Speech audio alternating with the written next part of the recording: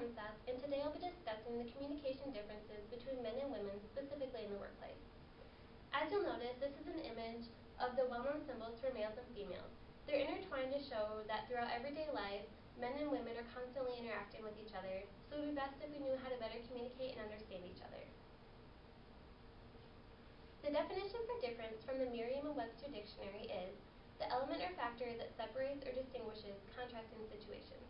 So I'd like to point out that while I'll be saying the differences between males and females communication styles, I'm not saying that one style is better than the other, just that they're different. The first communication style I'll be addressing is emailing. Women revolve around relationships, being supportive, making suggestions, apologizing, offering things, and asking questions during their emails. Whereas men strive to portray themselves as experts and seek influence and respect within their emails. I'm sure all of you email males and females probably every day, and maybe you've noticed these differences yourself. The next difference is with asking questions. Men ask questions only to gather information and only when they have to. However, women ask questions to gather information, but also to build relationships and to show interest. I have a personal story about this that actually led to conflict. My boss asked me to start a secret shopper program for the local business that he owns. So I went to the business and had never met the manager before. So I was asking him questions just to build a relationship with him, but a lot of the questions I already knew the answer to. Well, later he called my boss and said that I was asking these questions, didn't really seem like I knew what I was doing, and maybe I lacked direction on this project. My boss asked me about this, and I said that I already knew the answer to the questions, I was merely trying to build a relationship. But because both my boss and the manager are males, they didn't understand this style of communication, and it did lead to conflict. The next difference is with making demands. Men are much more direct than women, while women tend to use taglines such as, "don't you think," or "if you don't mind," and then they follow it with a demand. They soften their demands in order to maintain harmony in their relationships. If any of you have worked for both males and females, you probably noticed these differences, and maybe you prefer one or the other. Maybe you think men are too direct and harsh, or maybe you think that women need to be more clear and tell you exactly what they want.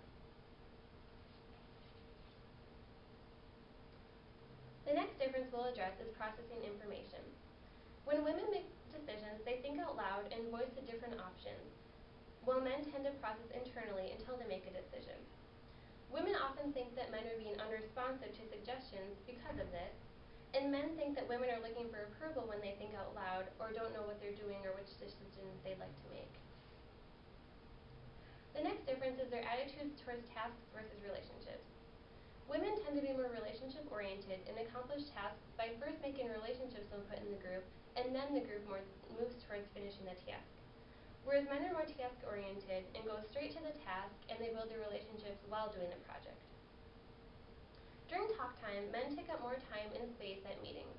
Women are more concerned with equality and making sure that everyone gets to speak. Even if a woman has more experience on a topic, she'll make sure that everyone gets to speak so there's equality. And contrary to popular belief, men actually do speak more than women, and men interrupt women more than women interrupt men.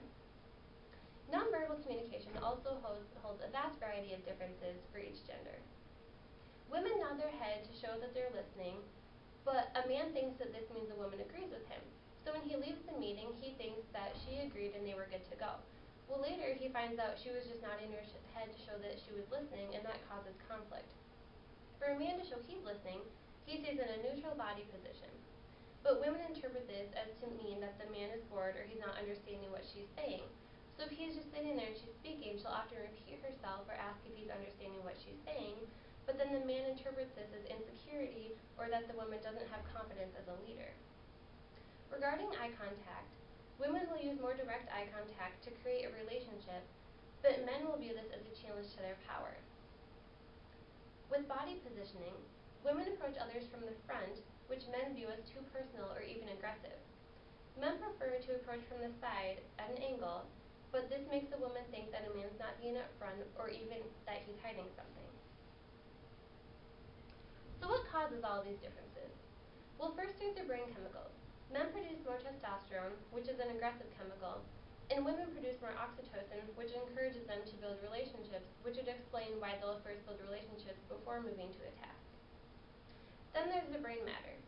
Men have more gray matter, which is used for local processing of thoughts and tasks, and women have more white matter, which connects everything and helps her to process life events faster than men. This is a pie chart that shows the male traits and the female traits, and then the accepted business traits. As you'll notice, most of the business traits are in the male trait circle, which is great for them but is a disadvantage for females. This means she only has this small little chunk to work in, so she has to go away from most of her feminine traits to be accepted in the business world and taken seriously.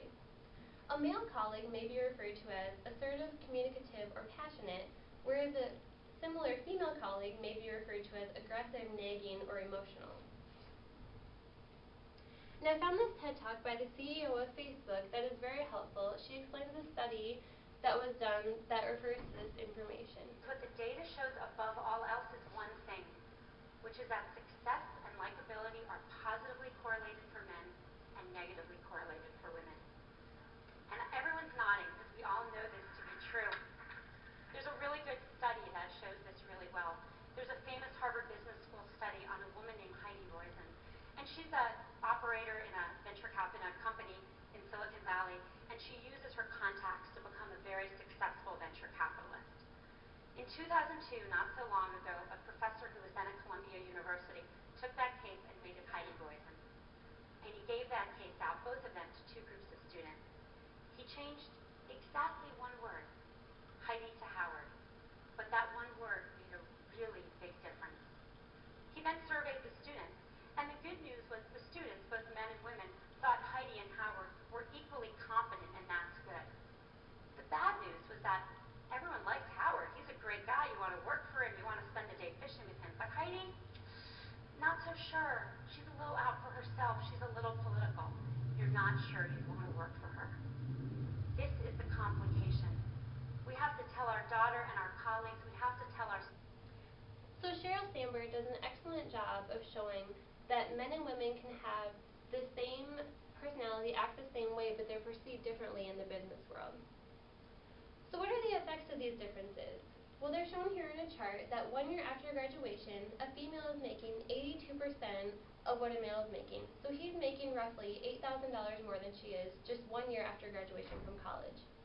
Then once they're into the workplace, median weekly earnings, a female makes 82.2% of a male's 100%, and for annual pay full-time, year-round, a female is making 77% of a male's 100%. So this breaks it down into the different occupations. For the lower paying jobs, the gap is smaller and females are making closer to that of males.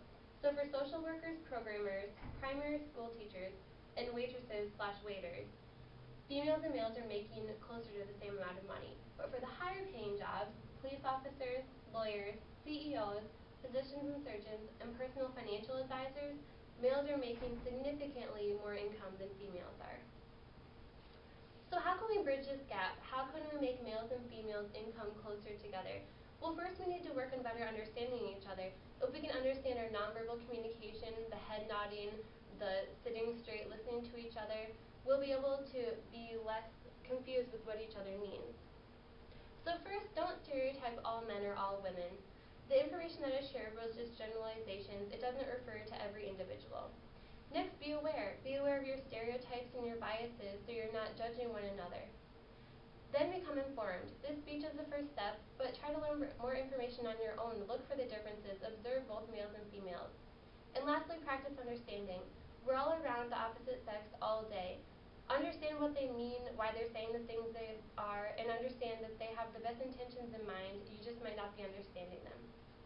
And here are my sources. Thank you.